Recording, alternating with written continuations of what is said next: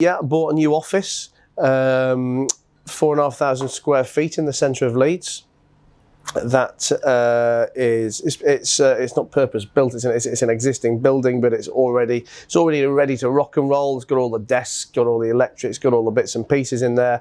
It's a building that we've been looking at for the last few months. It's finally completed in the legals. Completed last week.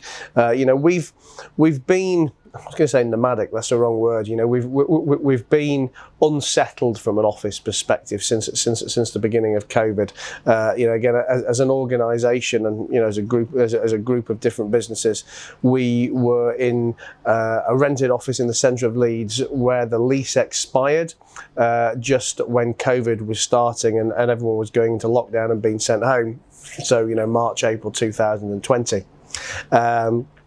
And that was kind of good timing because we were breaking our lease anyway. All the staff were working from home. We didn't know where we'd be.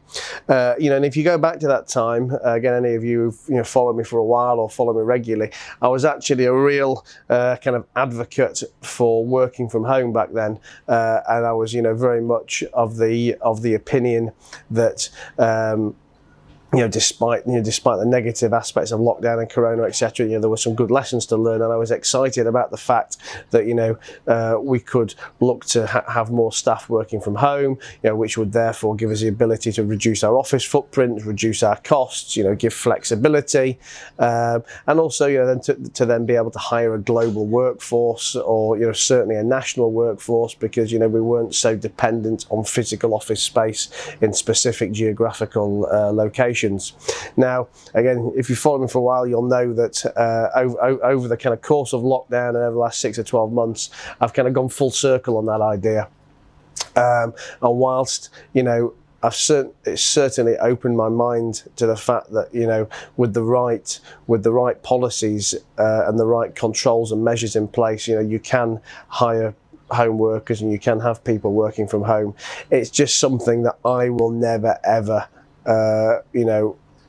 fully advocate for many positions in a business, it's not. I guess it's not a fashionable view nowadays. There's, I think, whether big corporations believe it or whether they just feel it's another thing that they need to say to look like they're doing the right thing for employees and ticking another politically correct box. I don't know.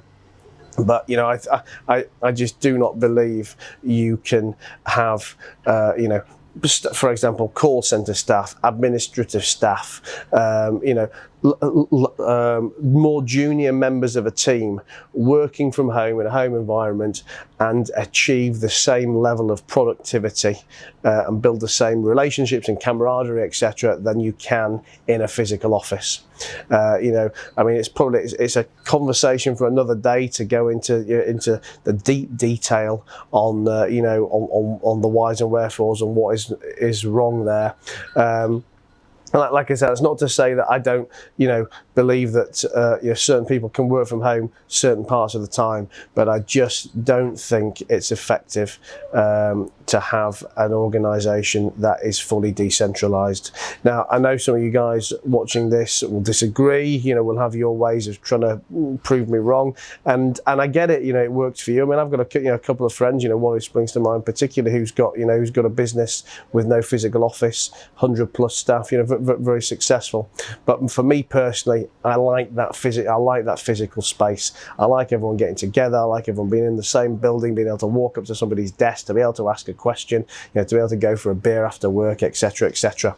So we've done a full U-turn, and we've gone from the big physical office we had that we lost when we went into Corona to having a Regis style office for the last 6 or 12 months, which, wow, are they robber merchants? What an expensive setup for not much there. And now we have, now we're back into a physical space. It gives us some stability, and it gives us something to grow into. So watch this space. Undoubtedly, will make it cool in some way, shape, or form.